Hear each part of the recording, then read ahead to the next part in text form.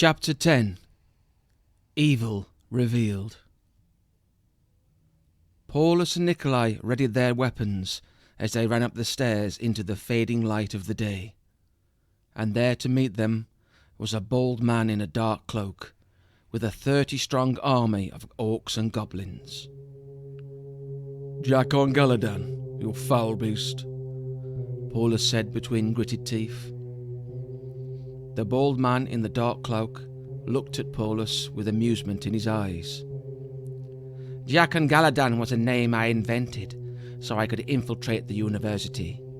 I truly am Lord Kelvar Meleron. It's good to see you, Paulus.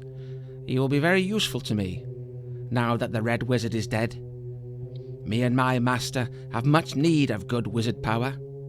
This Shire Red will not mind itself, you know, he said with a smile. "What have you done, Meleron? Why bring this darkness to the world?" Paulus said, barely holding back the tears of anger.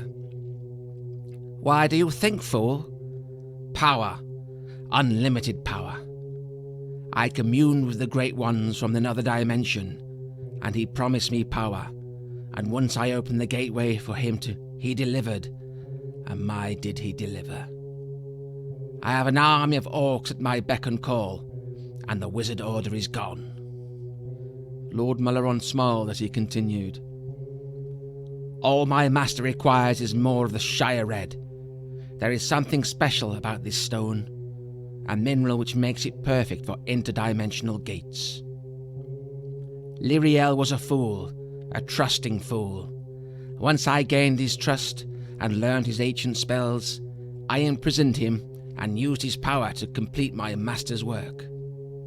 And to think the ginger idiot thought I was going to help him destroy the eternal darkness. Meleron laughed, a deep, dark laugh.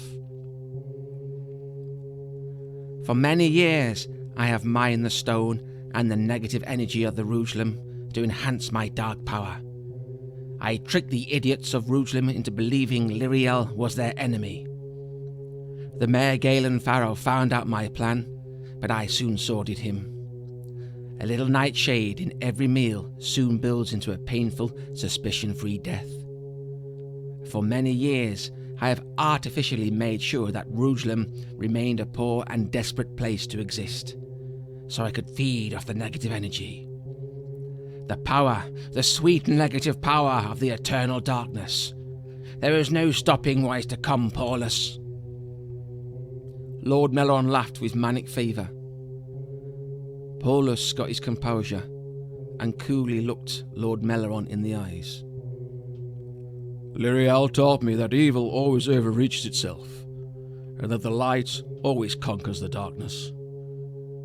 Your end has come, Meleron, as well as your foul master." And Paulus lifted his staff, and it began to glow. So be it. Kill the dwarf, but I need the wizard alive. Break his limbs if you have to. Now go and destroy. Do your master's bidding, Lord Meleron said to the biggest orc, who smirked and growled at his men to attack. The first few orcs were wiped out by Paulus's blast spell, and Nikolai waded into a group of orcs swinging Susan to and fro, smashing into orc and goblin.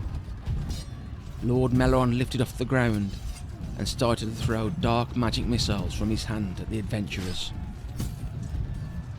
Paulus deflected them with a light shield and threw light missiles back at the Meleron. At one point, Nikolai became overwhelmed by orcs, and one of them smashed his favourite tea flask, which enraged the dwarven fighter. "You flipping green screen blackguards! Ah! You'll flipping pay for that, right?" he shouted, and then like a mad dwarf, he lay into orc after orc with his warhammer, a righteous, angry smile on his face, smashing heads and limbs to and fro. But it wasn't enough. For every orc and goblin defeated, 2 more would replace them. Paulus and Nikolai were outnumbered, and just as things seemed hopeless, the sound of loud music rang out above the sound of the battle. The orcs and goblins put their hands to their ears, for the sound of the music was painful to them, and battle paused for a moment.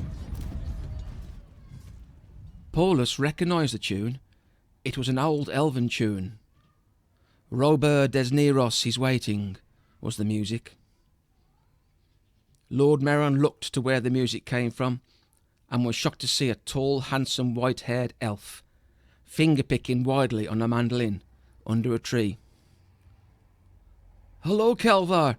Do you remember the Banana Rama Rama from the old years?" the elf said, strumming the magic mandolin, and from behind him, figures began to move.